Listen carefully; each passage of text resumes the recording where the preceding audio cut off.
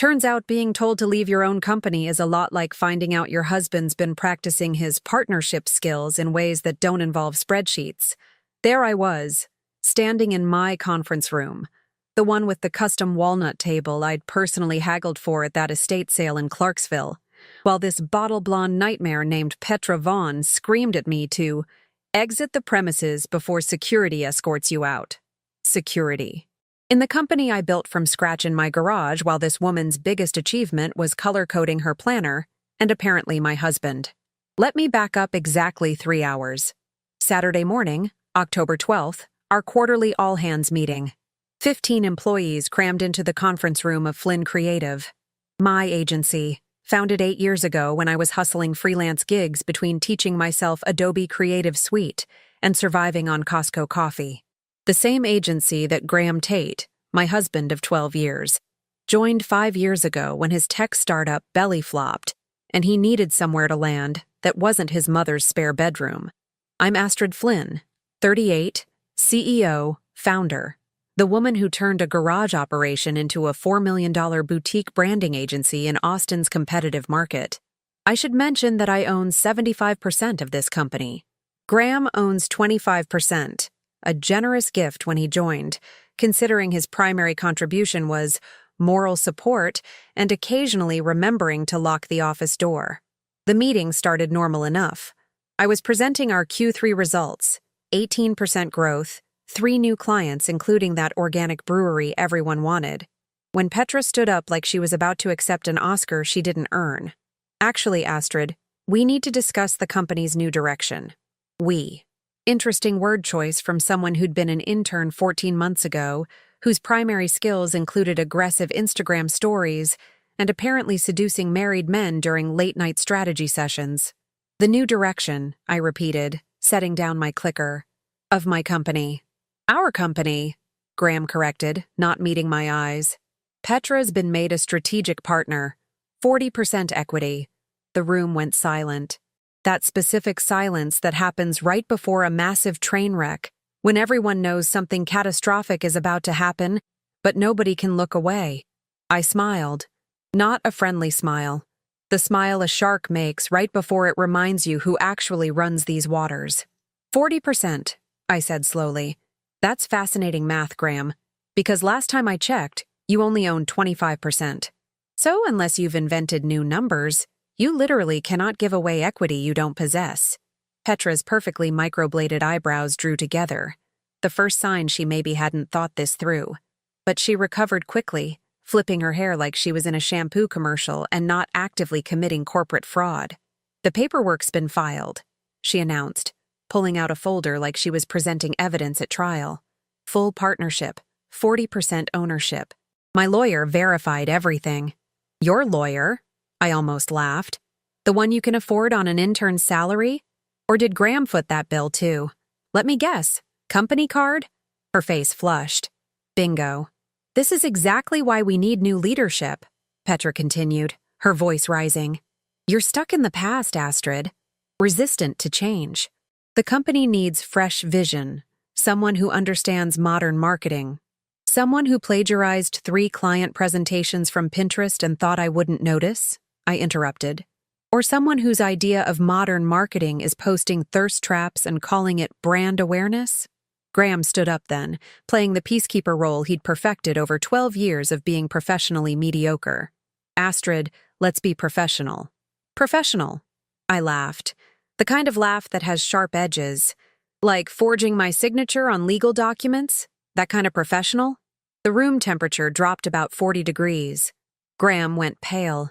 Petra's confidence flickered like a cheap fluorescent bulb. I don't know what you're talking about, Graham said, but his voice shook. Really? Because I spent yesterday with forensic accountants.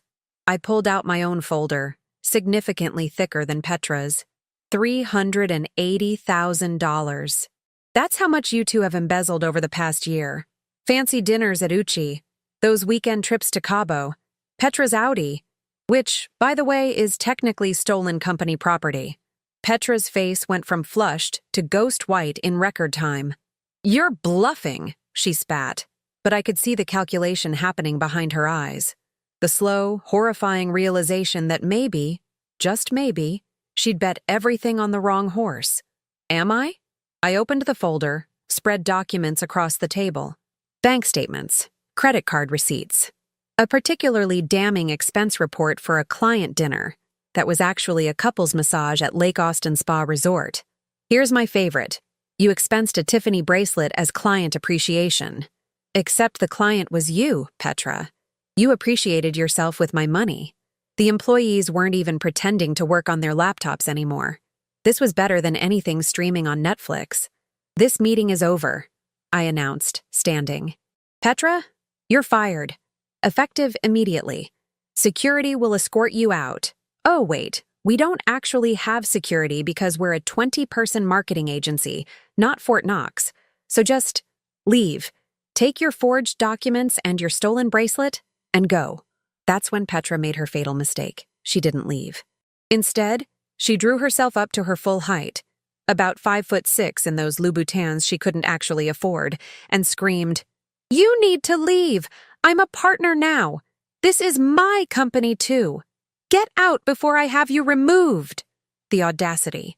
The sheer, unhinged audacity of this woman who'd been alphabetizing files 18 months ago, telling me to leave the company I built from nothing. I smiled again, wider this time. "Okay," I said softly. "I'll go. But here's what's going to happen over the next 24 hours. Let me tell you about the precise moment Petra Vaughn realized she'd walked into a trap she built herself. I didn't leave. Obviously. You don't abandon a company you built because someone with the business acumen of a houseplant tells you to. Instead, I sat back down, crossed my legs, and watched her spiral. "Well?" Petra demanded, her voice hitting that pitch dogs probably found uncomfortable. "Are you leaving or not?" "Not," I said pleasantly. "But please continue making threats you can't enforce. It's like watching someone try to pay for groceries with Monopoly money. Adorable, but ultimately pointless." Graham put his hand on her arm, which she shook off aggressively. "Trouble in paradise already. You love to see it." "Astrid, let's talk privately," Graham tried, using that reasonable tone he'd perfected during our marriage. The same tone he used when explaining why he needed to work late. Again, with Petra. For the 7th time that month. "No thanks," I replied. "I prefer witnesses. Keeps things honest. Well, honest adjacent considering present company." Our head designer, Marnie, bless her, was actively trying not to laugh. She'd never liked Petra. Mainly because Petra once told her that her portfolio looked very 2015 and suggested she try following some real designers on Instagram. Marnie had a graduate degree from Parsons. Petra had a certificate from a weekend seminar. "Fine," Petra snapped, turning to address the room like she was hosting a TED Talk nobody asked for. "Since Astrid's being difficult, let me clarify the new structure. I'll be overseeing creative direction. Based on what qualification?"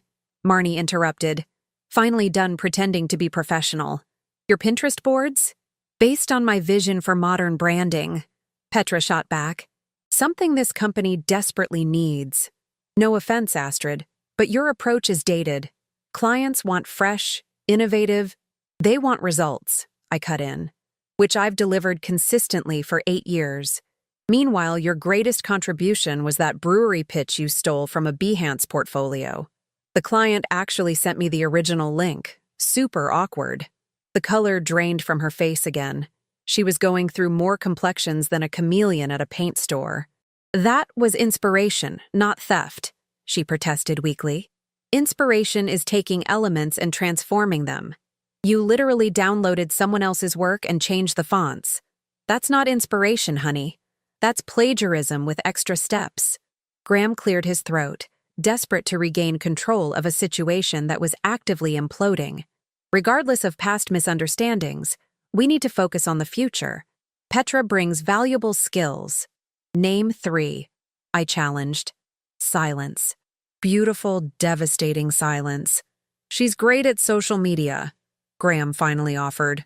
"So is every 19-year-old with a phone and too much time," I countered. "What else?" More silence. This was better than therapy. Cheaper, too. "The point is," Petra interjected, clearly panicking, Changes are happening whether you like it or not. I have legal partnership papers. Forged with my signature, I reminded her, which is federal fraud. But sure, wave that folder around like it's legitimate. Really sells the whole I have no idea what I'm doing vibe you've got going?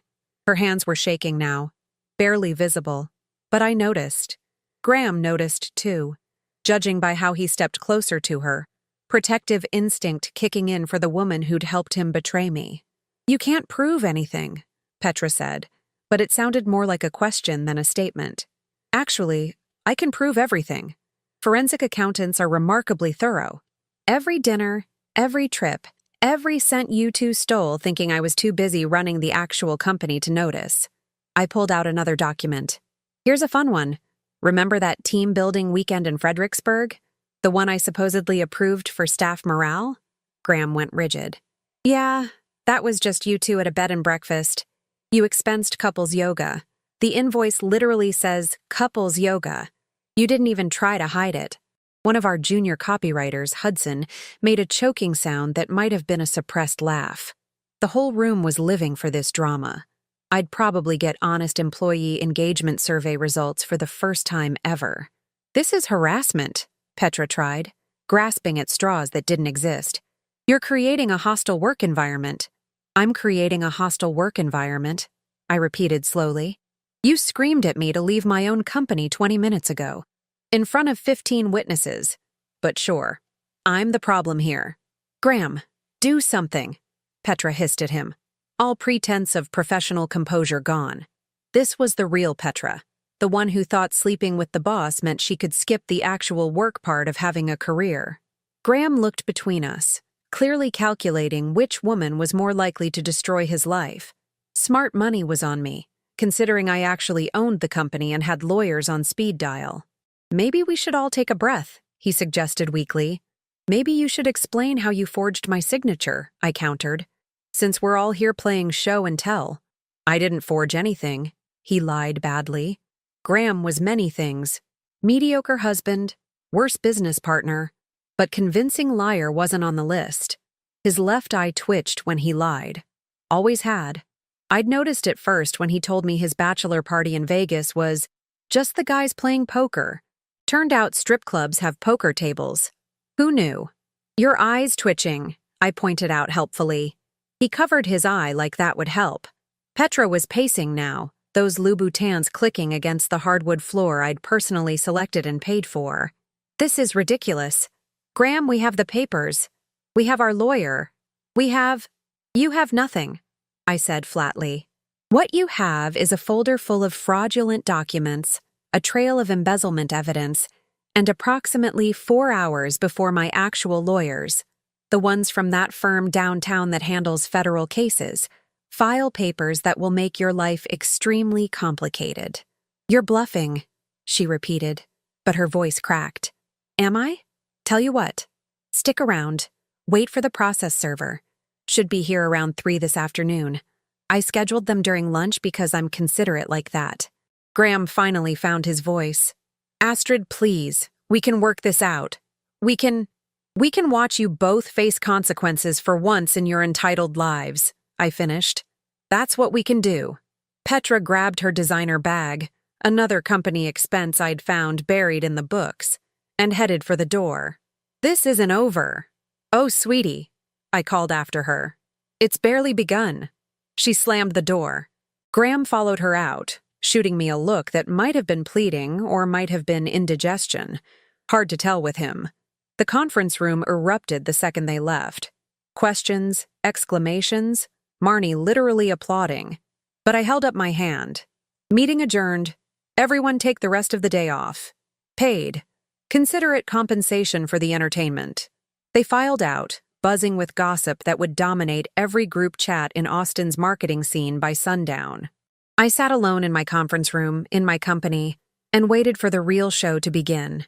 The thing about carefully planned revenge is that it requires patience. And coffee. Lots of coffee. I stayed in that conference room for exactly 12 minutes after everyone left, staring at the evidence folders spread across my table like a very satisfying game of corporate solitaire. Then my phone buzzed. Text from my lawyer, Simone Barrett. Yes, that Barrett, the one whose face was on billboards across downtown Austin with the tagline, "We don't settle." Process server confirmed for 3 p.m. Papers ready. This is going to be spectacular. I smiled at my phone like it had just told me I won the lottery. Which, in a way, I had. The divorce and fraud lottery. Not as catchy, but significantly more satisfying. Here's what Petra and Graham didn't know. I'd suspected something was wrong for 6 months. Not because I'm psychic, but because Graham suddenly started caring about his appearance. New cologne. Gym membership he actually used. That thing where cheating husbands suddenly remember they have abs and decide everyone needs to see them. The real tip-off? He bought skinny jeans. Graham. The man who'd worn the same khakis for 5 years bought skinny jeans. That's not character development. That's an affair. So I'd done what any self-respecting CEO would do. I hired a forensic accountant. Not the fun kind from TV shows with quirky personalities and perfect hair. The boring kind who gets excited about spreadsheet irregularities and knows exactly how to trace money through shell accounts. Meet Vernon Walsh, 63 years old, bow ties, smells like old books and justice. He'd found everything, every forged signature, every fraudulent expense, every hotel room charged to corporate accounts. Vernon was thorough like a bloodhound crossed with a tax auditor. Mrs. Tate, he'd said in our meeting last Tuesday, peering over his reading glasses. I've been doing this for 37 years. This is the sloppiest embezzlement I've ever seen.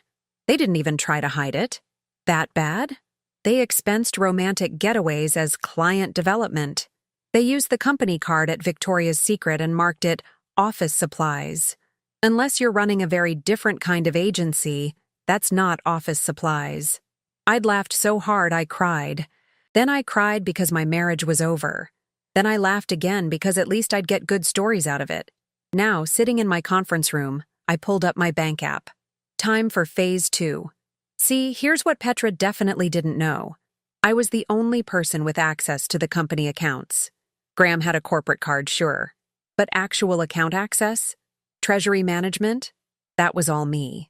I'd learned that lesson from my father, who'd owned a construction business until his partner cleaned out the accounts and fled to Costa Rica. Dad always said, trust people, but control the money. 3 clicks later, I'd frozen every corporate card. Graham's, Petra's, even the general company card, just for fun. Another 2 clicks disabled their building access codes. One more call to our IT contractor, and both their company emails were locked. My phone rang. Simone, are you feeling vindictive today? She asked without preamble. Is that a rhetorical question? Good, because I've been looking into Petra's background. Want to hear something hilarious? Always. She doesn't have a college degree. Her resume says she graduated from UT with a marketing degree in 2018. I called the registrar. She attended for 1 semester, failed 3 classes, never went back. Complete fabrication. I leaned back in my chair, processing this gift from the universe. So she committed resume fraud to get the internship, which technically means her employment contract was void from the start, which means every payment she received was based on false pretenses, which means we can sue her for that too, I finished, grinning. I like the way you think. Also, her lawyer who supposedly verified the partnership papers? I looked him up. He's a real estate attorney who does mostly property closings. He doesn't do corporate law. Couldn't verify partnership papers if he tried. She literally hired the wrong kind of lawyer. She hired the cheapest lawyer she could find on Google, probably. This just keeps getting better. After we hung up, I sat there appreciating the beautiful chaos my soon-to-be ex-husband and his mistress had created. They'd built their affair on lies, fraud, and staggering incompetence. It was almost impressive. My phone buzzed again. Graham this time. We need to talk. I texted back. Your lawyer can talk to my lawyer. Oh wait, you can't afford a lawyer now. Awkward. 3 dots appeared. Disappeared. Appeared again. Finally. What did you do? Nothing illegal. Unlike some people I could mention. Astrid, please. Be reasonable. I was reasonable for 12 years. Reasonable got me a cheating husband and embezzlement. I'm trying unreasonable now. It's more fun. I blocked his number. Felt good. Felt really good. At 2:30, I drove to my actual home, the 4-bedroom Craftsman in Tarrytown that was in my name, because I'd bought it before we got married.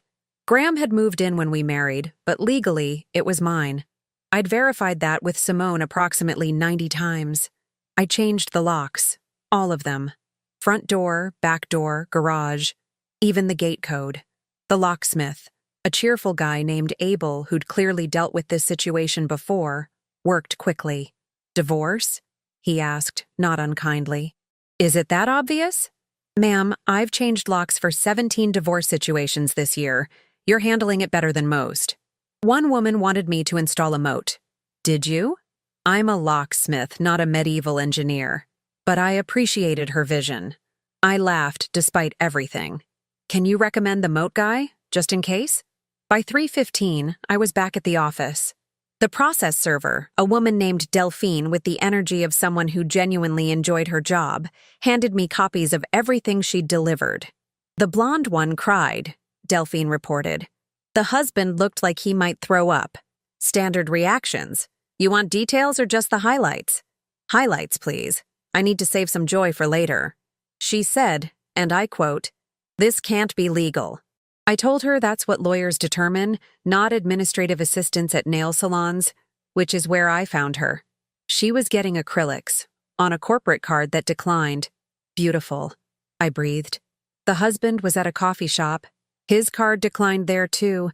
He tried to call someone, probably you, but kept getting blocked.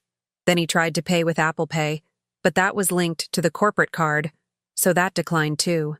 He left without the coffee. Stop, I can only handle so much happiness at once. Delphine grinned. This job has its moments. Good luck with everything. You're going to destroy them. That's the plan.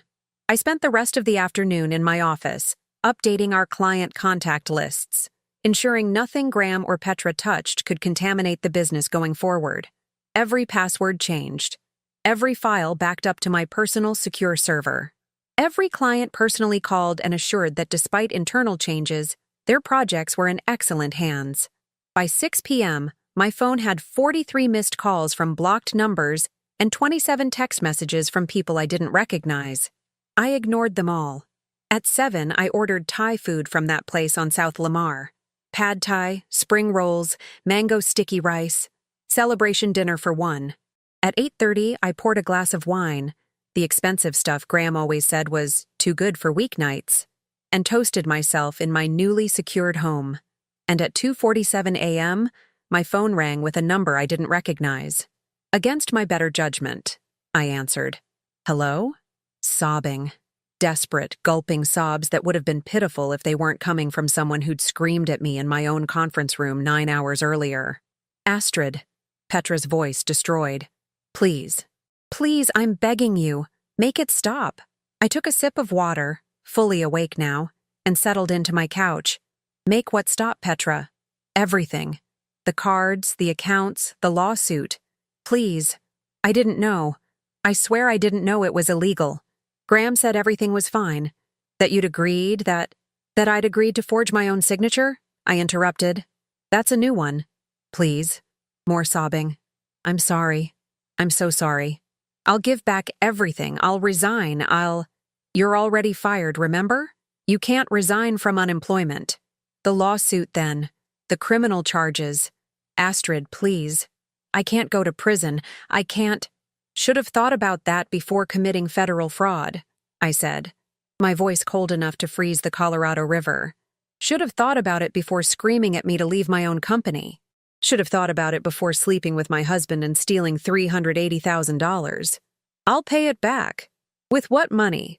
Your corporate card declined at the nail salon today. Really committed to that fraud aesthetic until the very end, weren't you? Silence. Then, how did you know about the nail salon? I know everything, Petra. That's what happens when you build a company from nothing. You pay attention. You track details. You don't steal from people who are smarter than you. Please, she whispered. I'll do anything. There's nothing you can do. The papers are filed. The evidence is documented. Your fake degree, your embezzlement, your fraud, all of it. You made your choices. Now you get to live with consequences. Novel concept, I know. I hung up. The phone rang again immediately. I turned it off. Then I finished my water, went back to bed, and slept better than I had in months. Sunday morning arrived with the kind of sunshine that feels personally offensive when you're experiencing consequences. I wouldn't know. I was on the consequence-free side of this equation, making French press coffee in my peaceful, Graham-free home. My phone came back to life at 7 a.m. 93 notifications. A new record. 17 voicemails from Graham. I listened to exactly one. Astrid, please, we need to figure this out. My mom's asking questions. I can't stay here. The air mattress has a leak. Call me back. He was at his mother's house. On a leaking air mattress. At 40 years old. The poetry was too perfect. I deleted the rest without listening. Simone called at 8:30, sounding positively gleeful. You're going to love this. Graham tried to withdraw money from the joint account last night. We don't have a joint account. Exactly. He went to 3 different ATMs trying to access money that doesn't exist. The bank flagged it as suspicious activity and locked his personal account pending verification. So he has no access to any money? Not a cent. His personal account's frozen, corporate cards are dead, and apparently he never bothered opening a separate savings account because he assumed he'd always have access to company funds. I sipped my coffee, savoring both the dark roast and the darker justice. What about Petra?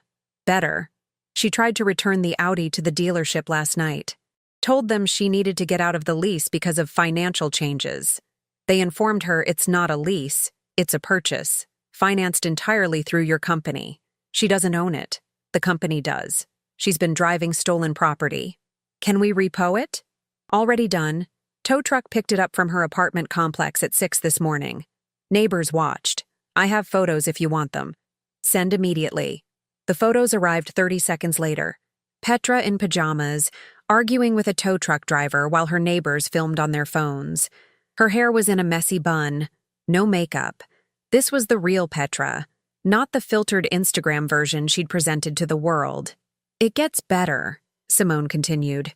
Her apartment? Also paid for by the company. She signed the lease. But Graham set up automatic payments from the corporate account for $2,200 a month. That's fraud, too. How is she this bad at crime? Entitlement makes people sloppy. They thought you'd never check. Classic mistake. What's our next move? Tomorrow morning, 9 a.m., emergency hearing at the courthouse. Judge Ramsey, she hates fraud cases. We present everything. The forged signatures, the embezzlement, the fake degree, the whole spectacular mess. We'll get a temporary restraining order preventing them from contacting you or any clients, plus preliminary injunctions freezing any assets they might try to hide. They don't have assets to hide. I know, but the paperwork is therapeutic. By noon, my phone was vibrating constantly. Text messages from numbers I didn't recognize. Finally, I looked at one. This is Graham's mother, Dorothy. We need to talk about what you're doing to my son. I responded, your son committed fraud and adultery. I'm doing paperwork. There's a difference. He made mistakes. Marriage is about forgiveness. Marriage is also about not forging your wife's signature and stealing nearly $400,000. But what do I know? I only built the company he robbed. You're being vindictive. I'm being thorough. Tell Graham to get a lawyer, preferably one who passed the bar. I blocked her number too. The block list was getting impressively long. At 2 p.m., my head designer Marnie called. You need to see this. See what? Petra's Instagram. She's having a full public breakdown. I opened Instagram, an app I rarely used because I had actual work to do, and found Petra's account.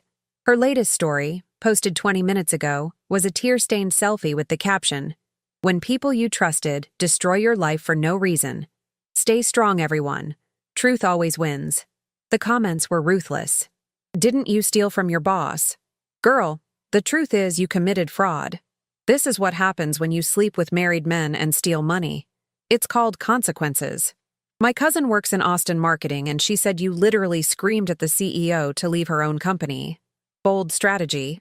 I screenshotted everything and sent it to Simone with the message, Exhibit Z for the defamation countersuit? She replied, beautiful. Keep them coming.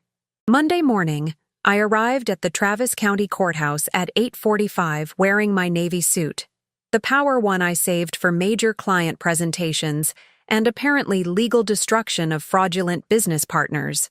Graham and Petra were already there, looking like they'd slept in a dumpster behind Whole Foods. Graham's khakis were wrinkled. Petra's hair had lost its salon shine. Their lawyer, if you could call him that, was the real estate guy Simone had found. He looked confused and slightly afraid. Judge Ramsey, a woman in her 60s with the energy of someone who'd seen every scam in existence and had zero patience for new ones, reviewed our evidence folders for exactly 7 minutes. Then she looked at Graham and Petra over her reading glasses with an expression that could freeze lava.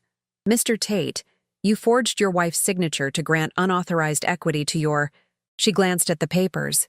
"Extramarital partner?" "It was a misunderstanding," Graham tried. "A misunderstanding that somehow resulted in $380,000 of fraudulent expenses?" Judge Ramsey's eyebrow raised. "That's a very expensive misunderstanding." "Your Honor, my client believed," the real estate lawyer attempted. "Your client believed he could commit fraud without consequences. Motion granted. Mrs. Flynn retains full ownership of Flynn Creative.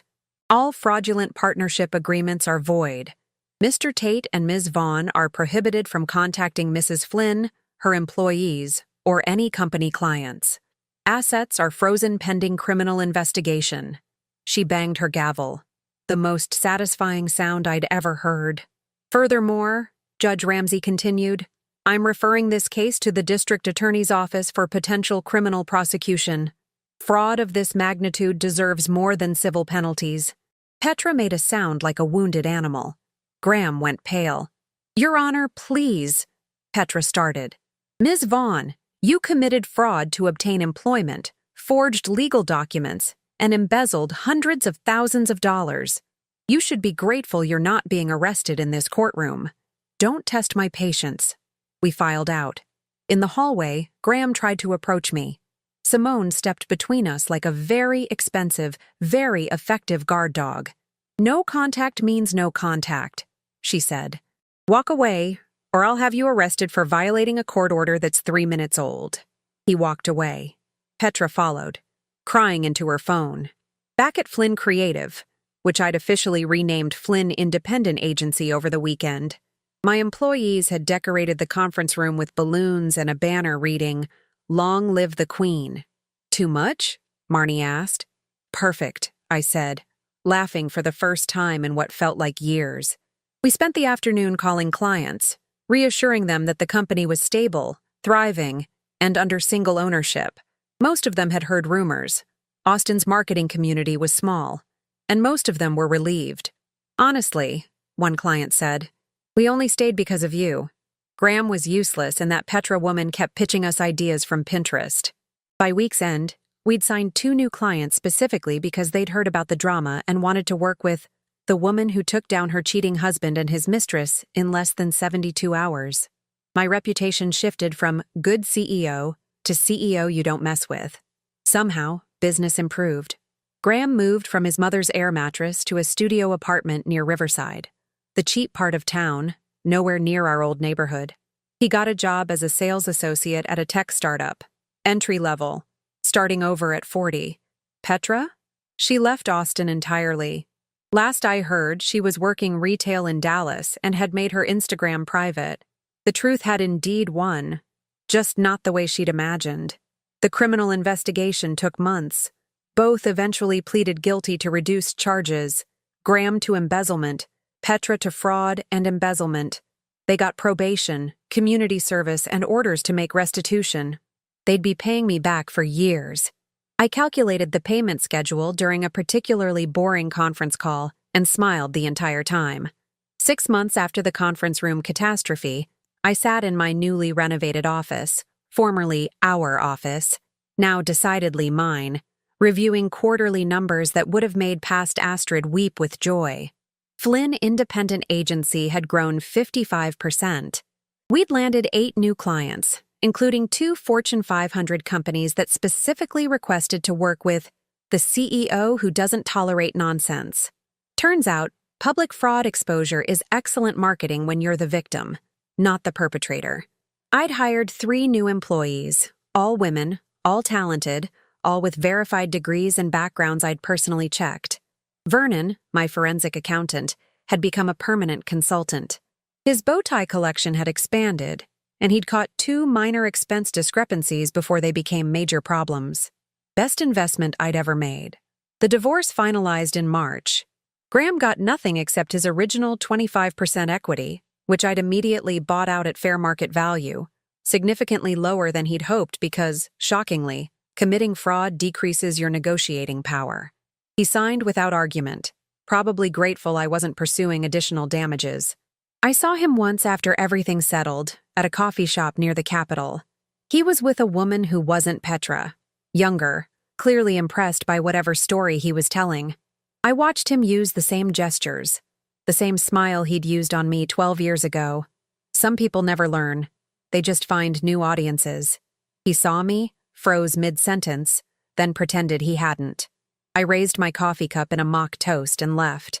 The look on his face was worth every legal fee. Petra's restitution payments arrived monthly like clockwork, $217, automatically deducted from her paycheck in Dallas.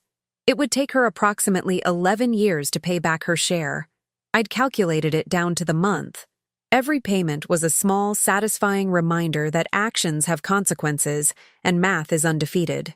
Someone asked me once, at a networking event, if I regretted how everything went down. If I wished I'd handled it quietly, privately, without the public spectacle. I thought about it for exactly 3 seconds. Not even a little bit, I said. They humiliated me publicly. They stole from my company publicly. They got consequences publicly. That's not revenge. That's symmetry.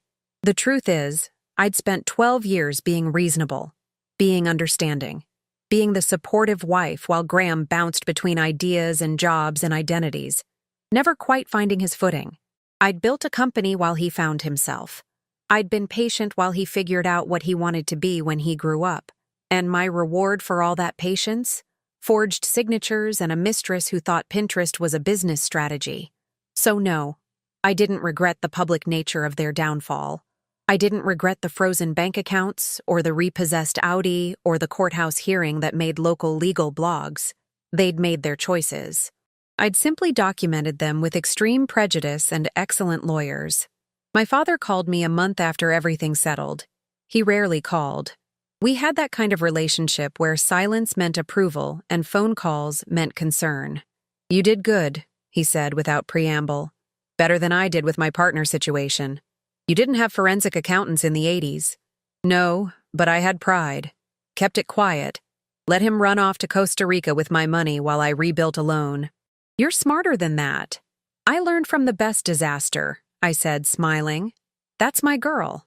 We hung up after 90 seconds. Longest conversation we'd had in years. I counted it as a win. The company rebranding turned out to be the best decision I'd made besides the legal annihilation of my ex-husband and his accomplice. Flynn Independent Agency had a ring to it. Strong, clear, unburdened by partners who contributed nothing but chaos and embezzlement. I updated my LinkedIn profile. Changed my relationship status to single. Posted a photo of the new office with the caption, "Sometimes the best business decision is eliminating dead weight." It got 3,000 likes. Several women messaged me their own stories of partners who'd stolen, cheated, or tried to take credit for work they didn't do. Apparently, I'd accidentally become an icon for entrepreneurial revenge. There were worse legacies. On the 1-year anniversary of that Saturday conference room meeting, Marnie brought cupcakes decorated with tiny gavels. The team sang an off-key version of "I Will Survive," while I pretended to be embarrassed, but was actually deeply moved.